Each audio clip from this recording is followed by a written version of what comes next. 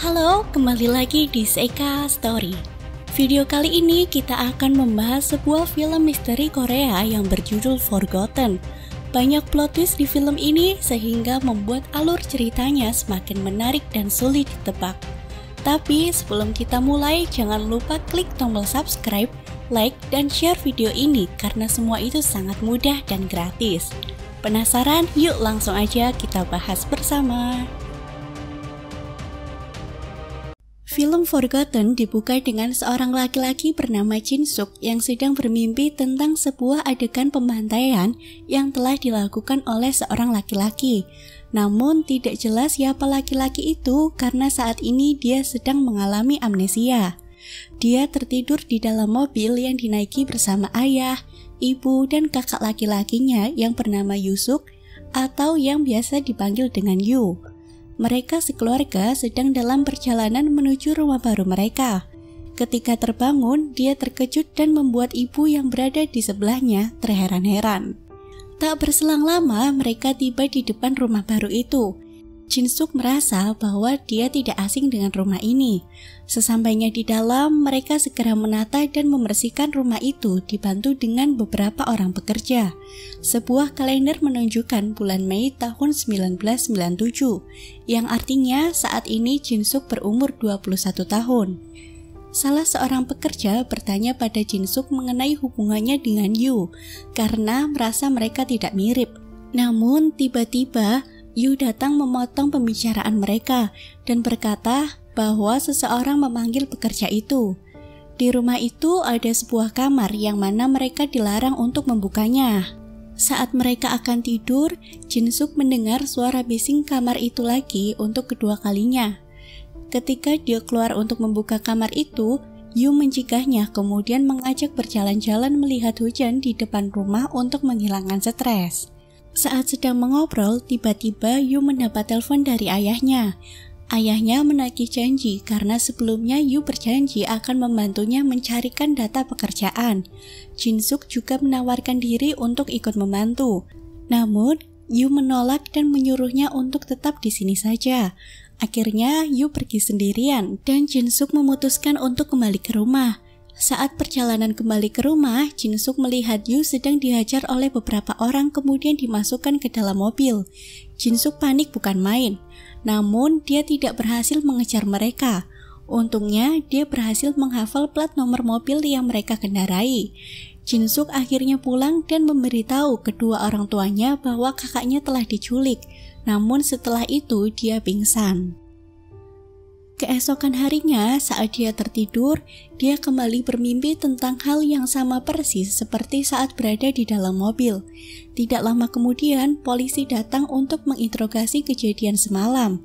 Namun, saat Jin Suk memberitahu plat nomor mobil itu, polisi malah berkata bahwa plat nomor mobil itu palsu dan banyak penjahat yang sering mengganti plat nomornya, jadi sulit untuk dilacak. 15 hari pun berlalu. Yu belum juga berhasil ditemukan. Akhirnya mereka pasrah akan kepergian Yu.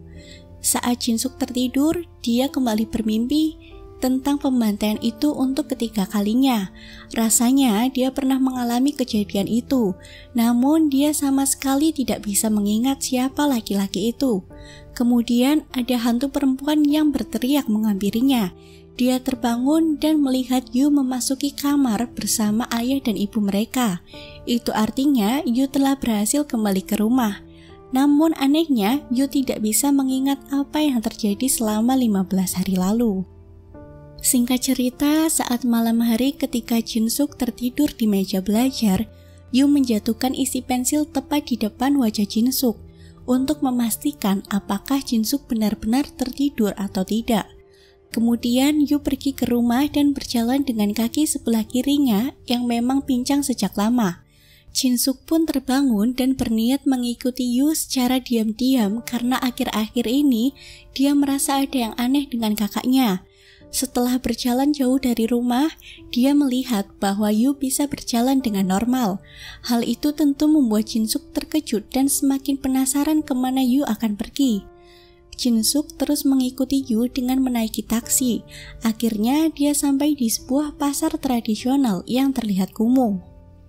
Di sebuah tempat, Jin Suk melihat Yu sedang mengobrol bersama dua orang laki-laki yang ternyata adalah polisi yang pernah menginterogasi Jin Suk saat Yu diculik. Disitulah dia merasa ada yang tidak beres dengan kakaknya itu. Jin Suk ketahuan oleh dua laki-laki itu. Kemudian dia kabur dan dikejar oleh mereka. Untungnya dia bersembunyi dan berhasil lolos. Namun tiba-tiba Yu membekapnya dari belakang menggunakan sapu tangan yang sudah diberi obat bius. Film kembali menunjukkan Jin Suk sedang berada di meja belajar dan terbangun dari tidurnya di pagi hari. Dia merasa sangat kebingungan kenapa dia masih tetap berada di meja belajar. Dia juga terkejut saat mendapati Yu berada di tempat tidur. Dia melontarkan banyak pertanyaan dengan amarahnya pada Yu tentang kejadian semalam sampai terlihat frustasi. Namun Yu malah mengelak dan mengatakan itu hanya halusinasinya saja. Apalagi kemarin Jin Suk tidak meminum obatnya, sehingga ingatannya kembali memburuk. Akhirnya Jin Suk mempercayai kakaknya itu. Setelah kakaknya pergi, dia menemukan isi pensil yang dijatuhkan oleh Yu semalam. Kecurigaannya semakin besar dan berpikir bahwa kejadian semalam itu nyata, bukanlah mimpi. Akhirnya dia menceritakan semuanya kepada sang ibu yang mana membuat ibunya terkejut. Malam harinya, Jin Suk tidak sengaja mendengar ibunya sedang berbicara dengan seseorang melalui telepon. Ibunya mengatakan bahwa Jin Suk telah menceritakan kejadian semalam. Jin Suk merasa sangat dikecewakan oleh mereka. Karena keadaan semakin rumit dan tidak aman, akhirnya Jin Suk memutuskan untuk pergi dari rumah itu. Ayah palsunya sempat menghalanginya, namun dia berhasil kabur. Kemudian ada komplotan yang mengejarnya. Dengan susah payah dia berlari tanpa alas kaki, sampai akhirnya dia menemukan sebuah kantor polisi dan melaporkan kepada mereka atas kejadian yang telah menimpanya. Jin Suk mengatakan bahwa mereka telah mengurungnya selama lebih dari sebulan dan berpura-pura menjadi keluarganya. Saat identitas Jin Suk sedang diperiksa, polisi mengatakan bahwa dia lahir di tahun 1977 dan saat ini berumur 41 tahun. Namun Jin Suk mengelak dan mengatakan bahwa dia masih berumur 21 tahun. Polisi dan beberapa orang di sana pun tertawa. Jin Suk terkejut saat melihat kalender di kantor polisi yang menunjukkan bulan Mei tahun 2017. Dia juga berkaca dan wajahnya saat ini terlihat tua. Jin Suk pun kembali ke rumah itu dan mencari orang-orang yang telah membohonginya selama ini untuk meminta penjelasan. Namun hanya ada suara musik jazz yang terdengar dari kamar terlarang itu.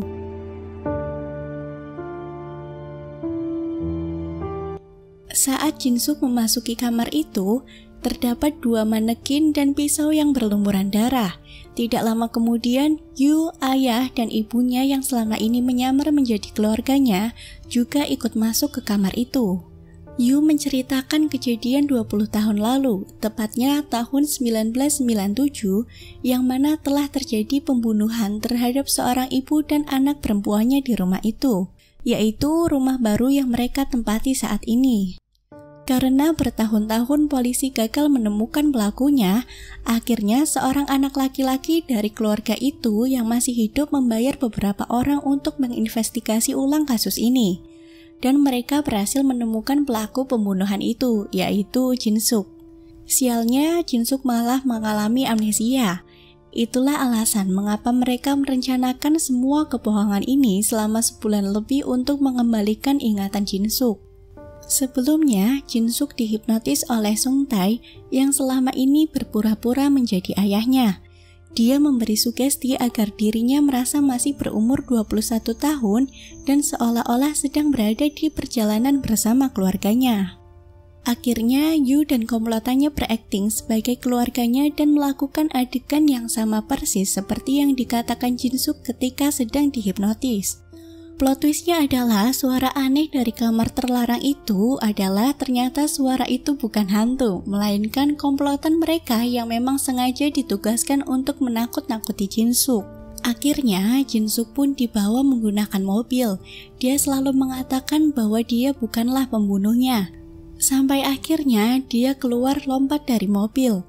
Dengan susah payah, dia kabur karena mereka terus mengejarnya. Saat Jin-suk berhasil lolos, tanpa sengaja ada sebuah truk yang menabraknya. Dia akhirnya berhasil tertangkap dan dilarikan ke rumah sakit. Kilas balik 20 tahun lalu menceritakan kisah di mana Jin-suk menjadi seorang pembunuh. Pada tahun 1997, dia bersama dengan ayah, ibu, dan kakaknya sedang dalam perjalanan pulang setelah berlibur. Tiba-tiba terjadi kecelakaan yang menewaskan ayah dan ibunya. Sementara kakaknya dalam kondisi sangat kritis. Hanya Jin-suklah yang baik-baik saja. Pada tahun itu pula, negara-negara di Asia sedang mengalami krisis moneter termasuk di Korea. Jin-suk kebingungan karena dia tidak punya uang untuk biaya operasi kakaknya. Dia mencari berbagai pekerjaan di berbagai surat kabar, namun tidak juga diterima karena dia hanya seorang lulusan SMA. Saat dia duduk di sebuah rumah sakit, seorang dokter penanggung jawab kakaknya datang menghampirinya. Dia berkata dengan lembut bahwa kakaknya harus segera dioperasi karena sudah terbaring di rumah sakit selama 5 bulan. Jin-suk berniat mendonorkan organ dalamnya, namun seorang temannya berkata hal itu akan sangat sia-sia. Akhirnya dia pun pulang ke rumah. Saat sampai di rumah, tiba-tiba ada email masuk dari seseorang dengan nama samaran. Dia membalas pesan yang dikirimnya kemarin bahwa dia sangat membutuhkan pekerjaan untuk biaya operasi kakaknya. Ternyata pekerjaan yang dimaksud adalah menjadi seorang pembunuh. Sangat sulit untuk Jin-suk mengambil keputusan itu. Namun karena demi kesembuhan kakaknya, dia menerima tawaran orang itu. Dengan cepat orang itu menelpon Jin-suk dan memberitahu sebuah alamat rumah. Dia juga mengatakan bahwa ada 3 orang di rumah itu. Dia menyuruh hanya ibunya yang dibunuh. Jin-suk tidak boleh melukai kedua anaknya sedikit pun. Saat tengah malam tiba, akhirnya Jin-suk pergi ke rumah itu. Dia melihat seorang ibu sedang tidur bersama anak laki-lakinya yang berumur 5 tahun. Dengan penuh keraguan, dia mengurungkan niatnya dan menjauh dari kamar itu. Tiba-tiba, ibu itu terbangun dan mengira Jin-suk adalah suaminya. Ibu itu berteriak setelah Jin-suk menoleh dan melihat pisau di tangannya. Jin-suk panik dan mengatakan dia akan pergi jika ibu itu tidak berteriak. Namun anak perempuannya yang menuruni tangga malah berteriak. Jin-suk mengejar anak itu ke kamarnya sambil menyuruhnya diam. Dia tidak bisa masuk karena pintunya ditahan. Sampai akhirnya Jin-suk berhasil mendorong pintunya hingga anak itu terjatuh. Tanpa sengaja, pisau yang digenggam Jin-suk pun menusuk perut anak itu. Tidak lama kemudian, ibunya masuk ke kamar itu dan berteriak karena melihat anaknya sudah berlumuran darah. Jin-suk panik bukan main, kemudian dia pun mendorong dan menusuk ibu itu. Musik jazz menjadi saksi bisu atas kematian mereka berdua, karena ibu itu tidak sengaja memencet tombol speaker saat Jin-suk menusuknya. Jin-suk menangis histeris dengan rasa penyesalannya. Saat dia akan pergi dari rumah itu, dia melihat anak laki-laki ibu itu yang baru terbangun. Dia menanyakan di mana ibunya. Jin-suk mendekati anak kecil itu dan menyuruhnya berhitung dari 1 sampai 100 sebanyak 10 kali di balik selimutnya. Setelah itu, Jin-suk akan membawa ibu dan kakaknya kembali. Dengan polosnya, anak itu pun menuruti perintah Jin-suk. Setelah itu, tidak sengaja Jin-suk melihat sebuah foto keluarga di rumah itu. Ternyata, suami dari ibu itu adalah seorang dokter yang selama ini menangani kakak Jin-suk di rumah sakit. Dan dia juga orang yang membayar Jin-suk untuk membunuh istrinya. Hari pun menjelang pagi. Dokter itu terlihat sedang menerima telepon dari anak laki-lakinya di atap gedung rumah sakit. Anak itu berkata sambil menangis bahwa ibu dan kakak perempuannya terbaring di lantai dan bersimbah darah. Saat dokter itu akan segera pulang, dia melihat Jin-suk yang sudah berada di belakangnya. Dia menyalahkan Jin-suk karena sudah membunuh anak perempuannya. Karena alasan dia ingin istrinya mati adalah demi mendapatkan uang asuransi. Dokter itu mencekik leher Jin-suk dan hendak mendorongnya. Namun yang terjadi, dokter itu malah terpental dan jatuh dari gedung. Jin-suk sempat menahan tangannya, namun karena terlalu berat, akhirnya dokter itu pun terjatuh dan meninggal. Jin-suk akhirnya menjadi depresi karena sudah membuat 3 orang mati sekaligus. Karena itulah ingatannya jadi bermasalah. Kilas balik pun berakhir. Saat ini Jin-suk yang masih dirawat di rumah sakit karena tertabrak truk, kini sudah tersadar. Dia mendapati Yu yang sedang berada di sana. Yu menghampiri Jin-suk dan akan menyuntikkan obat ke infus agar Jin-suk mati. Namun dia mengurungkan niatnya ketika Jin-suk menanyakan keluarga korban dan ingin meminta maaf kepadanya. Ingatan Jin-suk pun kembali. Yu menanyakan alasan kenapa ibu dan anak perempuannya itu dibunuh. Dia juga mengatakan bahwa menurut informasi yang dia dapat, suaminya yang menyuruh demi uang asuransi. Saat itu juga Yu mengatakan bahwa dia adalah anak kecil yang sudah Jin-suk perintahkan untuk menghitung 1-100 sebanyak 10 kali. Mendengar itu, Jin-suk tidak bisa berkata-kata dan hanya meneteskan air mata. Yu kembali bertanya pada Jin-suk dengan penuh amarah, apakah ayahnya yang menyuruh Jin-suk membunuh ibunya? Namun, Jin-suk malah berkata bahwa dia membunuh atas keinginannya sendiri. Yu tetap mengira bahwa ayahnya lah yang menjadi dalang dari pembunuhan ini. Setelah itu, Yu keluar dari ruangan dan menuju ke sebuah atap rumah sakit. Dia pun terjun bunuh diri, sementara di ruangannya, Jin-suk juga ikut bunuh diri dengan menyuntikkan obat yang tadi dibawa oleh Yu. Film pun berakhir. Itulah alur cerita film Forgotten yang penuh plot twist dan sulit ditebak. Gimana pendapat kalian? Silahkan komen di bawah ya.